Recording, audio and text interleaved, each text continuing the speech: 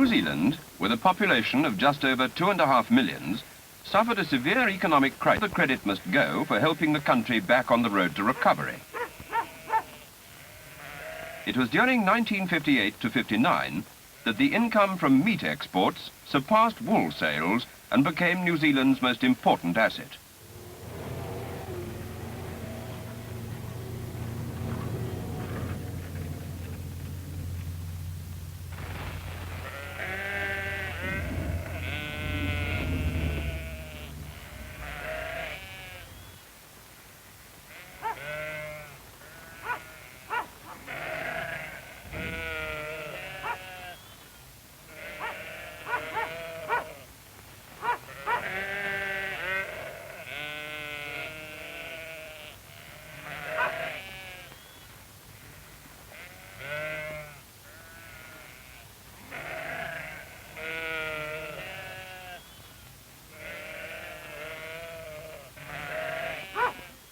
Of the country's 49 million sheep and lambs, 21 million are killed every year. Up to 16,000 may be slaughtered in one day, in enormous freezing works, where each carcass can be on board a ship bound for Britain and other overseas markets within 48 hours.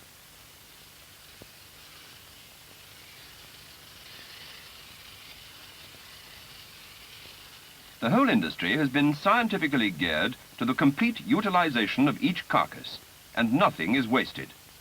All edible offals are exported for the manufacture of pig and poultry food, and inedible parts are processed into fertilizers. In the 80 years since refrigerated ships came into being, New Zealand has become the world's greatest exporter of meat and dairy produce. Its 49 million sheep and 6.5 million cattle provide 90% of its overseas earnings.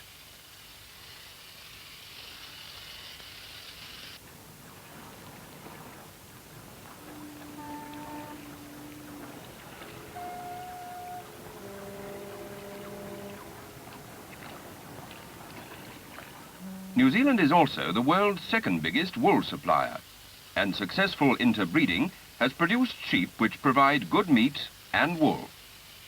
Except for small amounts for domestic mills, all the country's wool is sold overseas. Britain is by far New Zealand's biggest customer, taking just under half the total exports. Exports vital to the country's economy, depending as it does on overseas earnings to pay for imported machinery, consumer goods and raw materials. Second only in export value to meat, dairy farming in New Zealand has benefited greatly from the very high price of cheese, which counterbalanced the guaranteed price to the farmer for his butterfat. For with increased dairy production in Britain and Europe, the demand for New Zealand's dairy products has fallen. There are about 40,000 dairy farms in New Zealand, most of which are between 60 and 120 acres, the majority being in the temperate climate and good rainfall areas of the North Island. Many farmers are share farmers, one farmer owning the land, the other the cattle, and both sharing the proceeds from milk production. Nearly all dairy factories are cooperatively owned, and payments are made on the basis of the milk supply. Small farmers greatly outnumber the bigger landowners, many of whom are restricted by the government from purchasing any more land. This farm, with 100 dairy cattle, covers about 120 acres on North Island. It is typical of the share farmer system, with the government guaranteeing prices for dairy products.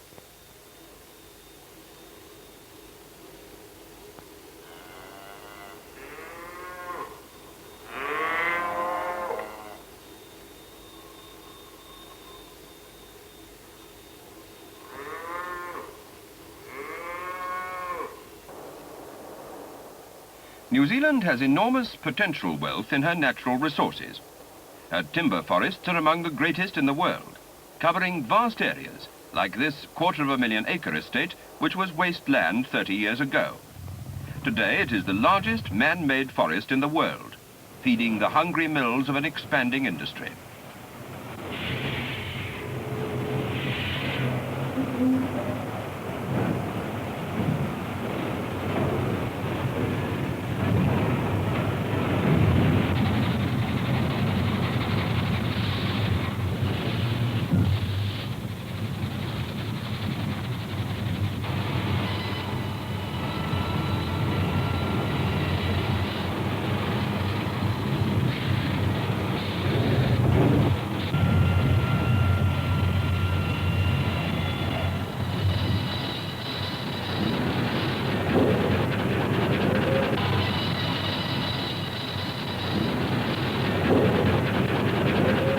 Timber also provides the raw material for one of New Zealand's newest industries, pulp for paper making and newsprint. New Zealand's newsprint plant is the 4th largest in the world. At Kawarau, the biggest plant, jointly owned by government and private enterprise, produces pulp and newsprint, and large quantities are shipped overseas, mostly to Australia and Britain.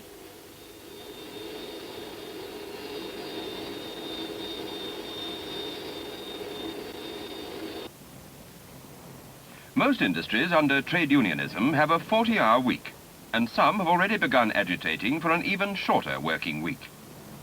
Union demands have boosted the average wage in New Zealand to £13 a week, and despite the comparatively high prices of many products, New Zealanders are on a private spending spree of their own. Many are buying their own homes, some with the help of state-assisted loans. New houses are mushrooming all over New Zealand, especially around the large cities such as Auckland and the capital, Wellington. Many houses are built under government or local planning schemes, as opposed to the unplanned building of 20 or so years ago.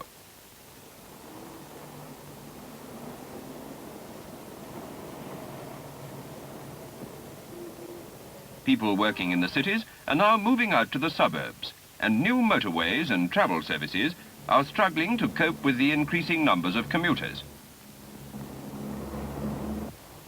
Auckland boasts one of New Zealand's proudest achievements, the new harbour bridge, which now cuts the travelling time between the city and the new housing estates.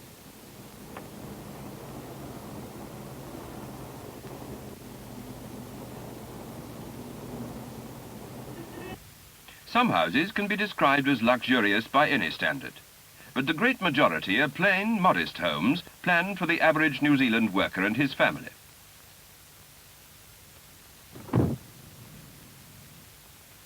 Demand for new houses is high, but despite the cheapness of wood, they are difficult to obtain in the low and medium price range, either to buy or to rent. A 2-bedroomed house costs anything from £3,000 upwards, and mortgages for older properties are difficult to arrange. There are still many old houses in New Zealand, often overshadowed perhaps by the new housing estates, but nevertheless in evidence in the towns and cities.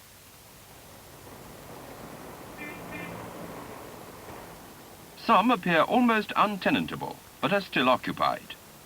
Despite the country's comparatively fast building programme, there are still only 8 new houses available for every 1,000 people in New Zealand. New houses need power, and New Zealand, like many other mountainous countries, has enormous potential power in her rivers and lakes. Great hydroelectric projects have harnessed lakes and mountain streams, transforming their power to provide 95% of New Zealand's electricity, which is carried from one end of the country to the other, even to the most remote regions.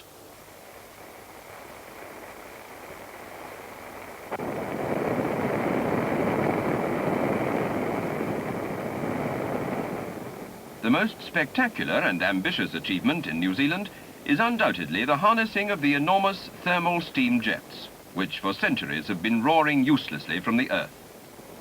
The first electricity from these geothermal power stations is now being generated at Wairaki in the North Island. The geysers are only active in the volcanic region of New Zealand's North Island, and no one has yet offered any concrete explanation for their fantastic eruptions. But it is generally believed they are the products of constant pressurization deep down in the bowels of the earth, which turns water into steam. Where a great steam-clouded valley once echoed to the deafening crescendo of untamed energy, now stands a fantasia of towers and pipes. These carry the steam to nearby power stations, which in turn feed New Zealand's new homes and schools. State schooling is provided free for all children until they're 19, and education is compulsory from 7 until 15. New Zealand claims to have achieved equality for all in education. Nearly 90% of all primary and secondary school children are educated at state schools, the rest at private schools or church schools in the larger cities.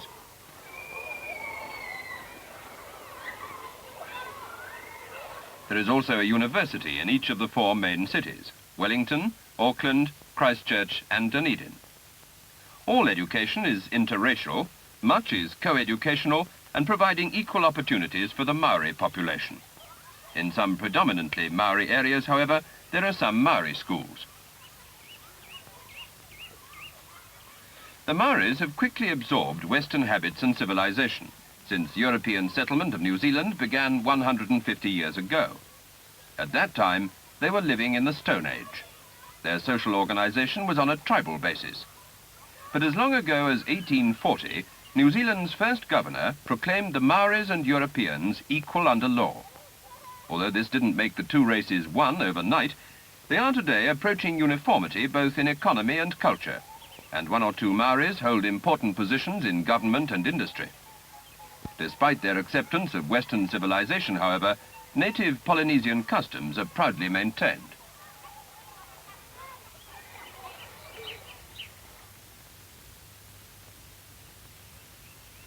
Like the Maoris, many other New Zealanders have adopted new colours, new habits that come with the changing world. While black-coated youths in tight-fitting trousers roar up Auckland's main street on motorbikes and in dilapidated cars every evening, many people are indulging themselves in other forms of expression or relaxation. New Zealand's fine scenery and sporting facilities make it a tourist's paradise. Yet tourist facilities in New Zealand are constantly under fire. Rigid regimentation of hotel guests irritates foreign visitors.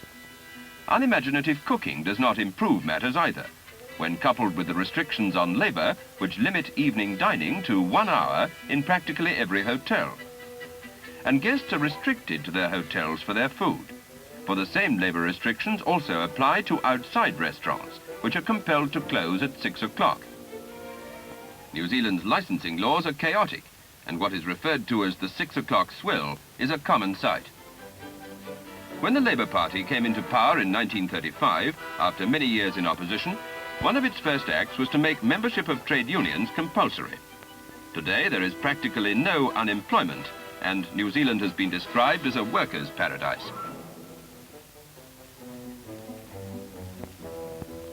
New Zealand workers strongly resent any intrusion into their leisure hours. However, they also resent having to eat Thursday's bread on Monday morning because union restrictions forbid baking at the weekend.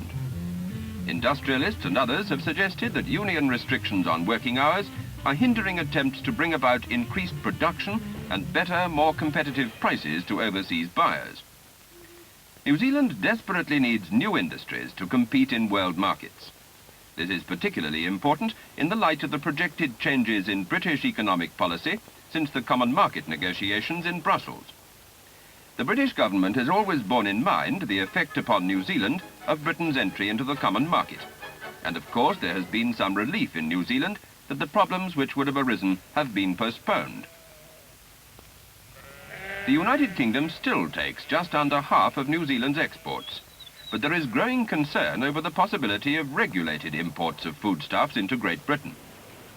Nevertheless, economic ties with Britain remain very strong, and although trade between the two countries has fallen slowly but steadily during the last decade, it must be remembered that many industrial enterprises have been built up with British capital and technical advice. New Zealand must expand her economy further if she is to recover fully her own internal prosperity, to offset the present uncertainty of markets for her agricultural products, and to hold her own in an increasingly competitive world.